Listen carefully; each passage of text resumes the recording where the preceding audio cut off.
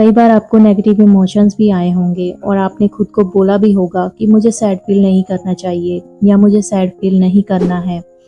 अगर आपने डाउट किया तो सब कुछ खराब हो जाएगा। ऐसे वाले थॉट्स तो आप सबको आते ही होंगे कि ये ना हो जाए, वो ना हो जाए। और फिर आप खुद को ज़बरदस्ती करते हो खुश रहने के लिए। आप ज़बरदस्ती एफर्ट्स करते हो कि मैं सेल्फ लव करूँगी, हैप्पी रहूँगी। खुश रहने के लिए नहीं, आप सिर्फ अपनी डिज़ायर को पाने के लिए कर रहे हो। चाहे अंदर आपके उथल-पुथल चल रही हो। ऐसा करने से आप समझते हो कि आप स्ट्रॉन्ग बन रहे हो, पर ये आपको अंदर से और कमज़ोर बना रही है। Hi everyone, welcome back to my channel. जब आप अपनी फीलिंग्स को इग्नोर करते हो सिर्फ इसलिए कि आपको पॉजिटिव रहना है, तो वो टॉक्सिक पॉजिटिविटी बन जाती है। मतलब आप अपने आप को एक ऐसे बॉक्स में डाल देते हो जहां आपको सिर्फ हैप्पी ही रहना है, चाहे रियलिटी आपको कुछ भी दिखाए। एसपी का एग्जाम्पल लेते हैं। अगर आपको लगता है कि एसपी आपसे बात नहीं कर रहा है या फिर उसने आपको ब्लॉक कर दिया है, तो नेचुरली आपको हर्ट फील होगा, दर्द फील होगा। ये नॉर्मल है। लेकिन अगर आप उस फीलिंग को अलाउ करने की बजाय उसे दबा देते हो और सिर्फ ये रिपीट करते हो कि हम ऑलरेडी टुगेदर हैं, तो आप अपने माइंड को कंफ्यूज कर रहे हो। आपका कॉन्शियस माइंड कुछ और बोल रहा होता है और सब कॉन्शियस कुछ और फील कर रहा होता है, और ये मिसमैच ही रेजिस्टेंस क्रिएट करता है। इसी वजह से लोग बोलते हैं, मैं इतना अफर्म कर रही हूँ लेकिन फिर भी कुछ चेंज नहीं हो रहा है, क्योंकि अंदर से वो अलाइंड ही नहीं होते हैं अपनी डिजायर के साथ।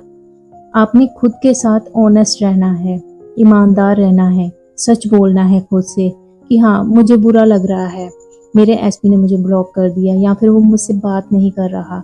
हाँ, मेरे अंदर डर है। हाँ, ये ओके, जो भी हो रहा है मुझे एक्सेप्ट है। ये आपकी कमजोरी नहीं है, ये मैच्योरिटी है आपकी। और जब आप अपने इमोशंस को फॉलो करते हैं, चाहे वो नेगेटिव ही हैं, तब वो नेचुरली रिलीज हो जाते हैं। आपको कोई भी कोशिश करने की ज़रूरत ही नहीं रहती है। फ़र्क यहाँ सिर्फ इतना है कि एक पर्सन जो अपनी डिज़ायर के साथ अलाइन होता है, वो इमोशंस फील करता है, लेकिन उन इमोशंस को अपनी आइडेंटिटी नहीं बनाता है। वो टेम्परली सैड हो सकता है, उदास हो सकता है, लेकिन वो अपने आप को सैड पर्सन नहीं मानता। कुछ टाइम के लिए उसको बेचैनी हो सकती है, लेकिन ये अजम्पशन नहीं वो बना लेता कि मेरी लाइफ खराब ही है, मेरी तो किस्मत ही खराब ही है। ऐसा नहीं करता है वो, क्योंकि ये थोड़े टाइम के लिए ही इमोशंस होते हैं, ये परमानेंट नहीं होते हैं, ये टेम्परली होते हैं और ये लाइफ का एक पार्ट है। वो फीलिंग को फील करते हैं और फिर वापस अपने बेसलाइन स्टेट में आ जाते हैं, जो होता है सिक्योरिटी, स्टेबिलिटी और इनर नोइंग की सब ठीक है बस। जबरदस्ती फीलिंग का मतलब होता है कि आप अपने आप को अपने आप से प्यार करने के लिए पुश कर रहे हो, जबरदस्ती कर रहे हो कि हाँ, अगर सेल्फ लव नहीं करूंगी तो मेरी मैनिफेस्टेशन पूरी नहीं होगी। अगर आपको कुछ फील नहीं हो रहा है तो खुद के साथ जबरदस्ती करके क्यों फील करवाना चाहते हो आप?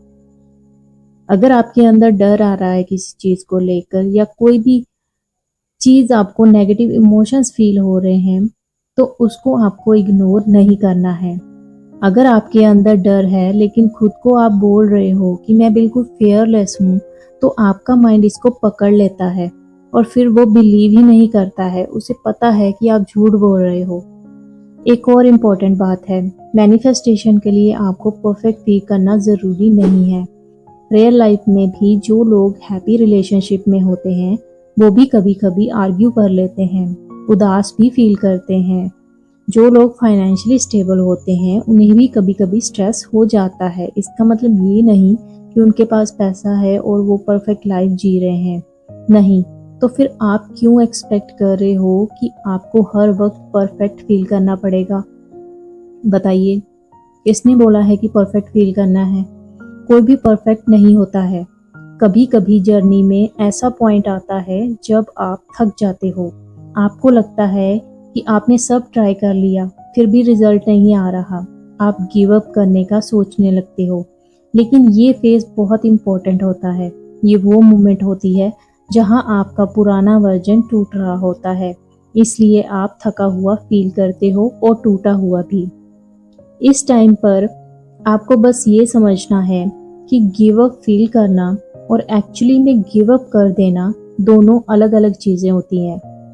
आप टेम्परली थक सकते हो, आप ब्रेक भी ले सकते हो अपनी मैनिफेस्टेशन में, लेकिन इसका मतलब ये नहीं है कि आपकी जर्नी ख़त्म हो गई है। इसलिए एक सिंपल प्रोसेस आपको फॉलो करना है। पहले अपनी रियलिटी को आपने एक्नॉलेज करना है। 3D में जो भी हो रहा है उसे आपको एक्सेप्ट करना पड़ेगा। फिर अपनी फीलिंग्स को आपको प्रोसेस करना है और फिर कॉन्शियसली अवेयरनेस में रहकर अपनी डिज़ायर स्टेट पर आपको वापस आना है। यही हेल्दी मैनिफेस्टेशन है। वीडियो के लास्ट में यही कहना चाहती हूँ कि आपको परफेक्ट होने की कोई ज़रूरत नहीं है। आपको हर वक्त हैप्पी रहने की भी कोई ज़रूरत नहीं है और ना ही कोई रह सकता है हर टाइम पे हैप्पी, क्योंकि हमारे अंदर इमोशंस हैं, वो नेगेटिव भी हो सकते हैं और कभी कभी वो पॉजिटिव भी हो सकते हैं। आप सैड फील कर सकते हो, डाउट आ सकता है आपके मन में, आप थक भी सकते हो, और फिर भी आपकी मैनिफेस्टेशन सेफ है। इसका मतलब ये नहीं है कि आपकी मैनिफेस्टेशन नहीं होगी। इन चीज़ों के बावजूद भी आपकी मैनिफेस्टेशन होगी। आपको सिर्फ परसिस्ट करना है उसी स्टेट में रहकर। असली पावर ये है कि आपको रियल रहना है और फिर भी अपनी लाइफ को कॉन्शियसली चूज करना है। आपको फेक जो आप एक्टिंग करते हो उसको आपको छोड़ना होगा। ये जो सेल्फ लव करना है, मानती हूँ कि सेल्फ लव करना है, लेकिन अपने आप से ज़बरदस्ती करके नहीं करना है आपको सेल्फ लव। जो भी करना है आपको अपने लिए करना है, अपनी आइडेंटिटी बनाना है उसको। रियल ट्रांसफॉर्मेशन जो है वो यहीं से ही स्टार्ट होता है।